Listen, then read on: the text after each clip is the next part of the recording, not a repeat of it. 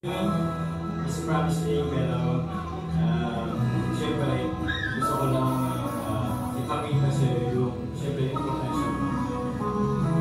This really symbolizes the Carla Melody.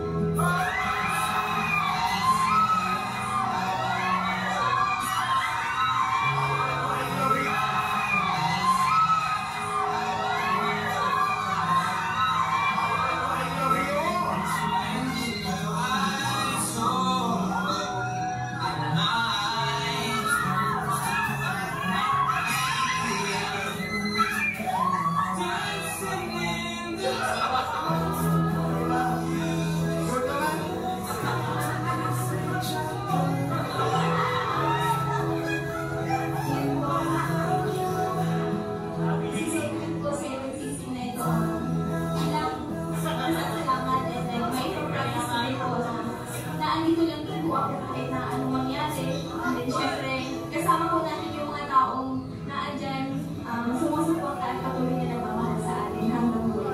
Thank you po. I love you too.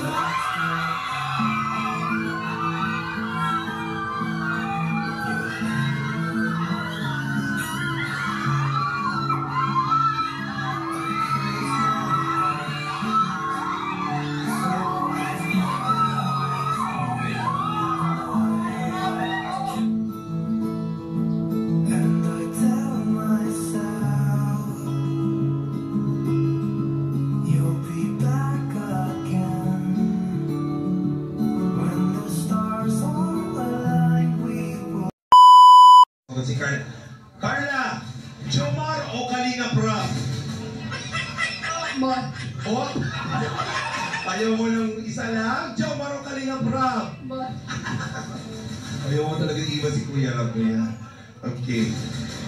Beneficiary o vlogger? Beneficiary po. Surprise or planned? Surprise. Surprise. Punta din dyan.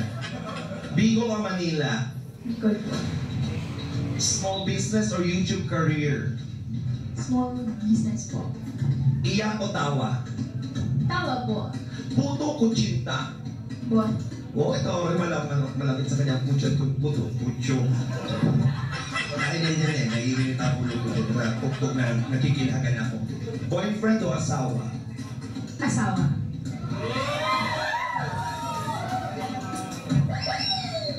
Kung ikakasal ka kanino?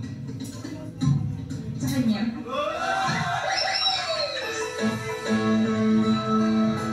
Saglit po. 1 minute na lang po. Sa timing na lang. Okay. Pangarap o reality? Pangarap po. Jomar o Jomar? Jomar. Wow! Kung may sasabihin ka kay Jomar na 3 salita rito. I love you. Palakpakan naman po natin. Grabe naman yan.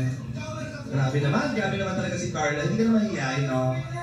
Jomar, ikaw, 3 salita mo para kay Carla. Apat na. I love you too.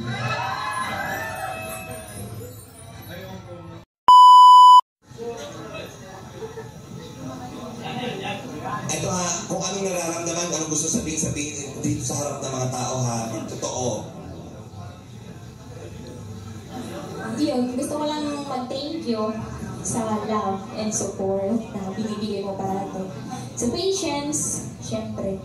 Then, sa pagiging understanding. Tsaka, thank you kasi magdadalawang taon na din tayo magkasama dito sa Kalingap. Grabe yung pinagdaanan natin, madami na din ups and downs. Tsaka, yun. Parati mong tatandaan na nandito lang po. Tsaka, di ba nga, kasal na tayo.